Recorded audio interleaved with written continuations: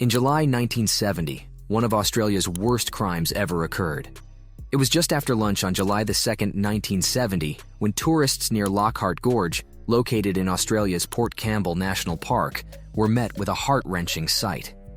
They saw a beat-up old white car, a 1956 Holden, hanging on the edge of a cliff about 16 meters from the top of the cliff.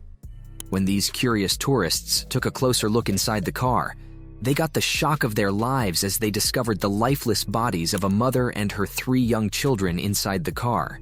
The vehicle itself showed signs of severe damage, as if it had been involved in a head-on collision in which the windshield had been broken into pieces. Tourists called the police, who quickly arrived. When police arrived, they found the vehicle was balanced too precariously on the rocks to be thoroughly searched immediately. Rescue personnel were called in and lowered down onto the ledge. When rescuers looked through the windows of the vehicle, they noticed the back seat was missing. In its place was a dark tarpaulin and a pile of blankets. The dashboard and front seat were spattered with blood. When they opened one of the back doors, the stench of death was evident. Blood was smeared on the interior roof. The cliff rescuer found a loaded .22 caliber rifle and family photos among the jumbled detritus in the car. He also found a 15-meter electrical cord with a plug at one end and an extension cord socket on the other.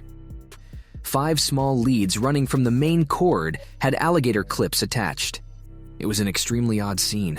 A second group of investigators managed to secure the license plate. The license plate traced back to an address and a name. The 1956 Holden sedan was owned by a 40-year-old man named Elmer Crawford, who lives in Melbourne with his 35-year-old wife, Therese, their 13-year-old daughter, Catherine, their 8-year-old son, James, and the youngest daughter, Karen, of 6. The police were horrified to have to tell Elmer Kyle Crawford about the death of his wife and 3 children.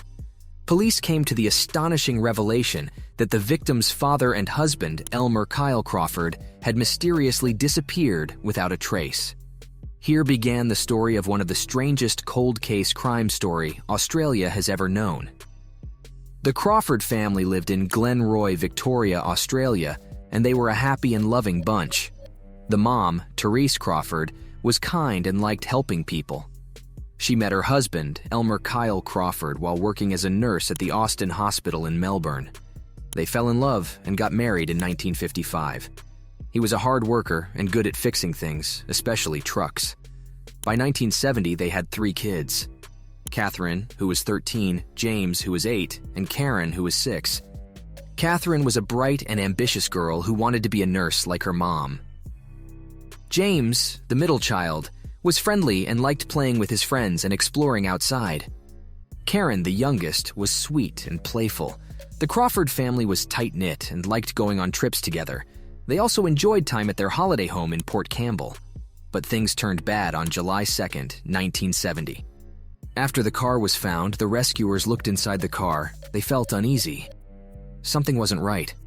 The back seat was missing, and a dark cover and blankets were there instead, which seemed strange and scary. There was blood on the front seat and dashboard, showing something violent had happened. The car had a terrible smell. They found a loaded gun and family photos mixed with other stuff. There was a strange electrical cord, too. The husband and dad, Elmer Crawford, was missing.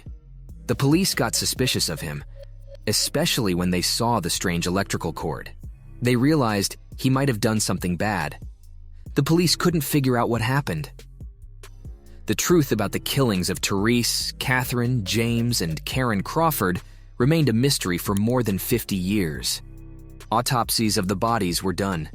Therese had burns on her ears. They later found out she was electrocuted while sleeping. Catherine and James were poorly hurt too, and they were electrocuted after being beaten.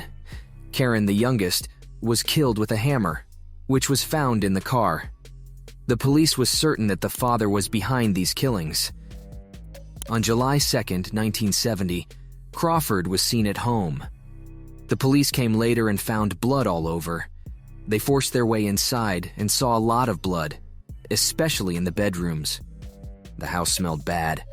They even found a bottle of cleaning stuff, like someone tried to clean up the blood. The scene was so scary, and the police were confused about who could have done this terrible thing. As the investigation went on, detectives found a letter from Therese. The letter talked about her being very upset about her pregnancy because of her religious beliefs. Therese decided to keep her baby, even though her husband, Elmer, wanted her to have an abortion.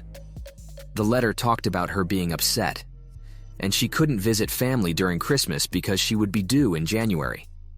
They found the letter along with a newspaper article about stopping abortions, written by Margaret Taj, a person who was against abortions. This made the investigators wonder, did Elmer show her the article and force her to get an abortion, even though she believed in her religion?